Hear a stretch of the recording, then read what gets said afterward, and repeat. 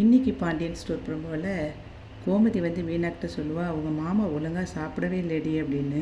அதுக்கு மீனா சொல்லுவா, இவங்க பக்கத்தில் அவரை எப்படி வர வைக்கணும்னு நீங்கள் கற்றுக்கவே இல்லையே அப்படின்னு சொல்லிகிட்டு இருப்பா. அதுக்கப்புறம் வந்து கோமதி ஹாலில் வந்து ஒரு ப்ளவுஸை வந்து தைச்சிக்கிட்டு இருப்பா.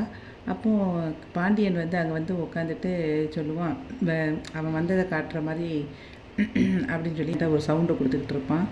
கோமதி வந்து அதை கண்டுக்காத மாதிரி அந்த துணியை தைச்சிக்கிட்டு இருப்பான். அவன் திரும்பி சவுண்டு கொடுக்கும்போது கவனிக்காதப்போ அவன் வந்து சொல்லுவான், தண்ணி அப்படிம்பான்.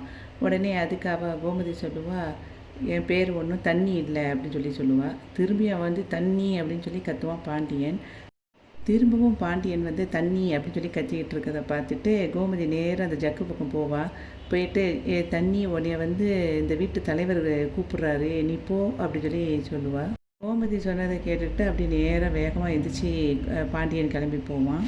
பாண்டியன் வெளியே எந்திரிச்சு போனதை பார்த்துட்டு கோமதி சொல்லுவா, வரட்டும் வலிக்கு அப்படின்னு சொல்லிட்டு இருப்பா. அதுக்கப்புறம் வந்து பாண்டியன் வந்து டைனிங் டேபிளில் உட்காந்துட்டு பிளேட்டெல்லாம் டம்முன்னு போட்டுகிட்டே இருப்பான். போட்டுட்டு அதில் சாதத்தெல்லாம் வச்சு குழம்பெல்லாம் எடுத்து கொட்டுனதை பார்த்துட்டு கோமதி சொல்லுவாள், வரட்டும் பார்த்துக்கலாம், அவர் மட்டும் என்கிட்ட நல்லபடியாக பேசி இருக்கட்டும், அதுக்கப்புறம் அவருக்கு பிடிச்சதெல்லாம் சமைச்சு வாயிலே ஊட்டி விடலாம் அப்படின்னு சொல்கிற மாதிரி இன்றைக்கி ப்ரோமோ இருந்தது.